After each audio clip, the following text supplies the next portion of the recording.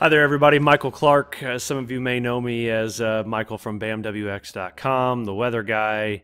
The other guy. I don't know, whatever kind of guy you want to refer to me as. But I've been thinking, so I have a Snapchat. And I've been thinking I want to start my own podcast to kind of do like inspirational hits and motivational hits and some strategic business approach and things like that I've done on my Snapchat. And I thought, well, you know what? I kind of want to do this on a podcast, like a video podcast on a weekly basis where I can kind of offer up some inspiration, some motivation, some strategy, and just kind of talk about what it takes to build a successful business and what it takes to build a successful life overall, and just doing well, all right, and just doing things better than what you're doing them now. So I've decided to start one. Episode 1, everything begins with an idea, kind of fits. So I decided to call the podcast Silence the Noise. And Silence the Noise, episode 1, everything begins with an idea. A little bit about who I am, a little bit about where I've come from, as I came from, a background in early days, came from, not a lot. Mom and I had struggled in my younger days there for first 7 or 8 years. We moved around a lot from place to place, and Mom worked 2 and 3 jobs and did everything she could to provide for me, and it did great. But it came from, it was tough. We went through some tough times. It was, certainly wouldn't be classified as privileged, if you will, there in the younger days. But as kind of growing up, I had always had a passion for the weather, for one, just forecasting weather, just watching weather, how it evolves and things like that. And then I had always enjoyed helping people. It's always been kind of a passion of mine to be able to help people, inspire people, and kind of pull people up with me in certain areas of life, no matter what it is. I'm not perfect. I've screwed up thousands of times, and I'll screw up 1,000 more times. But I kind of how a little bit of a background of how things all kind of built up for me is going through middle school and high school. I was always involved in sports and always involved in basketball, and had a girlfriend and a couple of girlfriends here and there, and I was just always kind of involved with people. I tried to be as active as possible. But my junior year of high school, my best friend, his name was Kelly McPeak. It was in February of 2005. My best friend Kelly McPeak, I had let him drive my car one night, and we got into an automobile accident, and we crashed going about 80 miles per hour. We spun out of control. He overcorrected, spun one way, spun another way, and we hit a phone pole. And when we hit that phone pole, it ejected him out of the vehicle over 100 feet.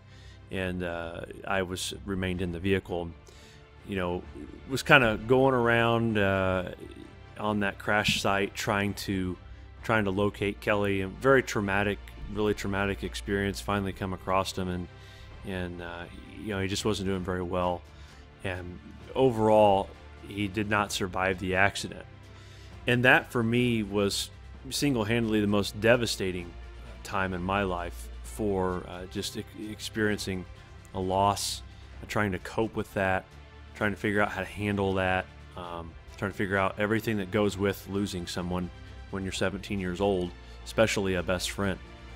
So I kind of spiraled out of control for a long time with that. I went crazy a little bit, got wild, speeding tickets, drinking, partying, having relationships with people that weren't healthy, and it wasn't the greatest time in my life from 17 to about 25, 26 years old, going in and out of bars and just drinking a lot and pissing away money and just doing things that weren't good. I had no faith in God whatsoever. And I'm a Christian person. I try really hard to exercise my faith and talk to God on a daily basis. But from 17 to 25 was a dark time for me, a very, very dark time for me. And I went through a couple of jobs. I didn't, I just didn't have under control. I was living paycheck to paycheck. I was driving a car that was worth $900 because I had gotten other cars repossessed.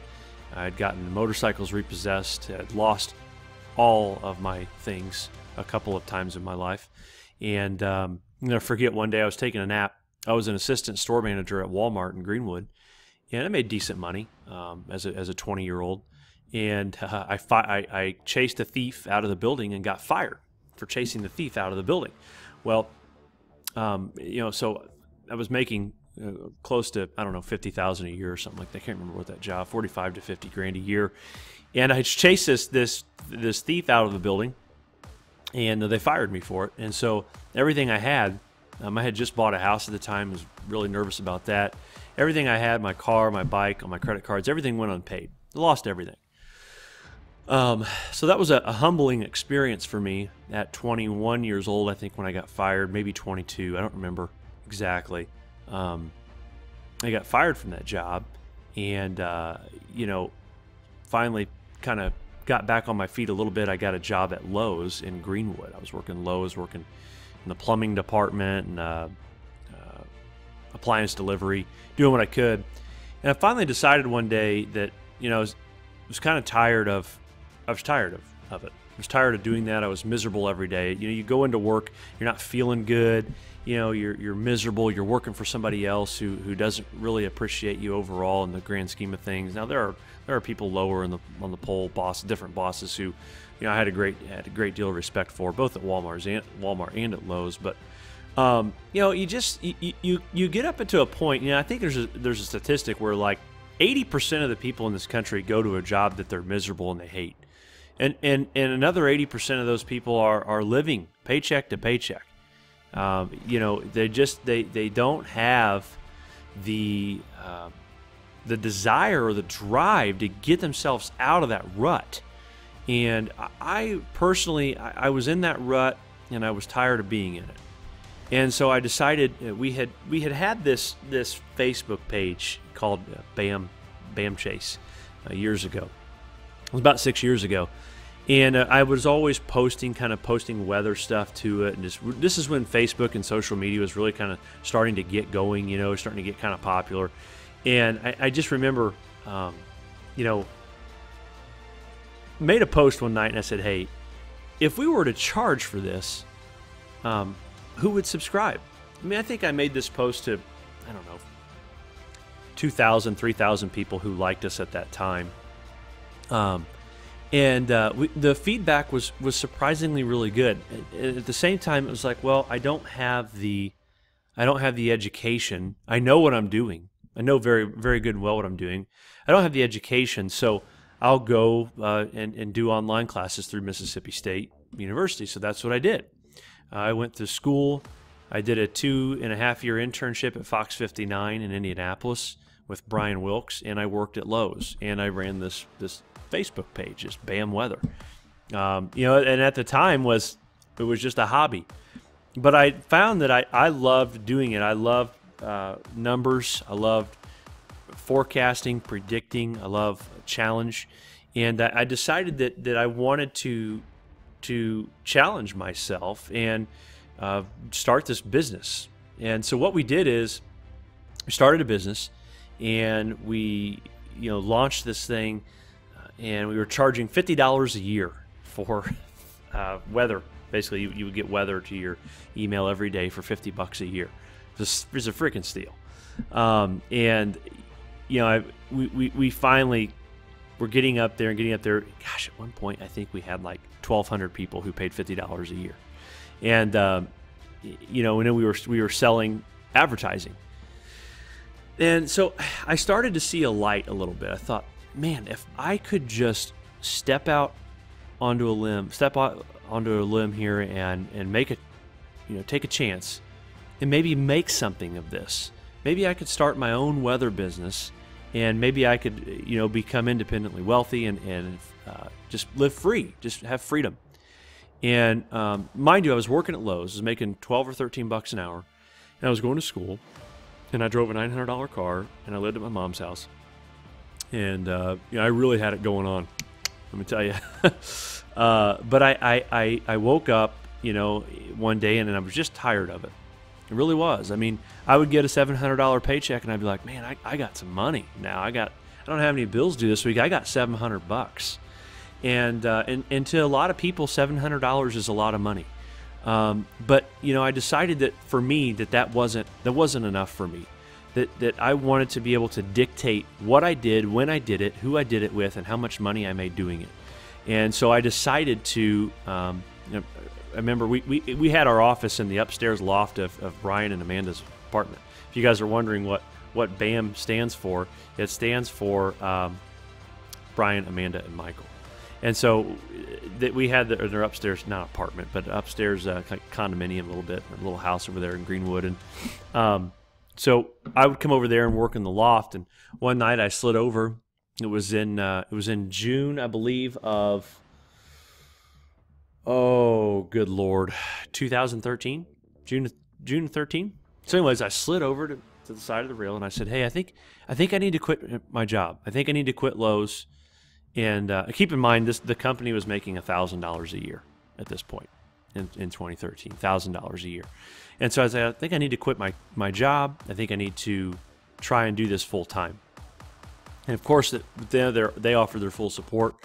Yeah, we'll make sure you don't go hungry. We'll make sure you have gas. We'll make sure you have all that stuff that you need. And I thought, okay, great. I don't really have any overhead. I don't have any kids. I live at home. I don't have a car payment. My car barely runs. I got a cell phone. I can pay for that. And I'll make it work. I'll take a risk and I'll make it work. So that's what I did. And I tell you, I got this big whiteboard, and the whiteboard was probably, I don't know, 10 by 10, huge. Got a dry erase marker, and I went to town. And I started pursuing anything and everything I could possibly pursue in terms of selling advertising, in terms of getting clients, helping them with forecasting. And I remember my first ever client, his name was Kevin, and he was with a bigger snow removal company here in Indianapolis, and still my client to this day, a good friend of mine as well. And I remember taking that one client and just kind of building off of that. You know what I mean? Just kind of taking steps, taking that one client and massaging that client, figuring out what he needs, what he likes, and in the meantime, working on my marker board, trying to sell. And I would just write down every single day. I would have a list, and I would call. And Facebook. This is when Facebook was taking off, and I would pursue, trying to get the likes. And we had a couple of really big storms in 2012, 2013, and then again in 13 and 14. And when we launched our business in 2013, that happened to be a big year winter-wise. We had like 55 inches of snow that year, and one of the record snowiest winters. And so that was when Facebook, you could just get, ass loads of traffic to Facebook, and we started getting all these likes. And I remember I posted a snowfall map to a Facebook page and to our page, and it got shared by Channel 6 in Indianapolis, WRTV6. They basically wrote an article saying not to trust these people. Don't trust this guy. He's nuts. He's hyping it up. He's posting stuff for. I wanted clickbait. You're calling it clickbait. Where you just post images to get people to click on it to get money. Little do you know, in a world where you sell static ads on a website and they click on it, that doesn't get you paid. So the article was ignorant all around, and it was also really funny because it really downplayed this storm. And in January 5th of 2014, we got a foot of snow. We had winds gusting to 40, 50 miles per hour, and we had wind chills of minus 30 or 40, whatever. So business really took off. It was a lot of hard work, a lot of determination, a lot of worry, a lot of sleepless nights. My first year in business, made $19,000. My second year in business, I think I made close to 40. And my third year, I made close to 70. Now this is an income for me in my fourth year. Then we finally started getting into six figures, and it all stems from, it was just an idea. Everybody, and everybody's going to tell you, you can't, who would pay for weather? Who? Well, I've got a list of a lot of people that pay for it. And, and we did an article this year, in fact, in the Greenwood publication here, talking about turning a hobby into $1 million business. And that's what we did. That's what we've done. And now we work with some of the biggest businesses in the state of Indiana. When we put out a forecast, a lot of people are getting our forecasts. People that you wouldn't even have a clue you would think that would get them. They get them, all right? So we just skyrocketed in growth. And we took a chance. And that's the thing. It was all about being persistent, not taking no for an answer, and doing whatever it took, period. No question asked. Whatever it takes. If that means you're working 20 hours a day, if that means you're not making any money for the first couple of years, if that means that, anything, you have to do it, to do whatever, to get to where you want to be, that's what it takes. And that's what we did. I mean, we used to get people on Facebook that would just annihilate us. We would, even people in the same community that we are in now, the meteorological community, it's full of hate. It's ridiculous. But you got to silence the noise in that stuff. There are going to be so many people who don't understand your dream. And the thing is about whatever you want to do, whatever your idea is, it's yours. It's not your mom's, it's not your dad's, it's not your brother, or your sister's, or your wife, or your friend. None of that matters. It doesn't mean shit. You have to understand that when you want to do something and it's your idea, that you have to own it, then you have to be bought into that. And if you're not bought into the idea, you're not going to make it. If you think you can just step in to a business and all of a sudden quit your job and make money and become independently wealthy in the first year of starting your own business, you're going to fall flat on your face. It's going to be hard. It is not easy to do. I'm telling you right now, it's not easy to do. So many people in this day and age, they want to show up at the finish line without running the race. They want to get the prize before the pain. I've had employees here. It just happened recently. I have guys that work for me, and then they don't work for me anymore. Then they go try and start their own business and steal our clients. And while they'll successfully get a few of those clients, the point is everybody wants to get something without doing a whole lot. All right, everybody thinks that this is just a world where you get it now, and I want it, so here it is, and now it's mine. Well, that's bullshit, man. You've got to really get after it, and there's going to be a lot of people along the way who are not going to believe in you, and you've got to weed those people out. Somebody once said that you're the average of the 5 people you spend the most time with.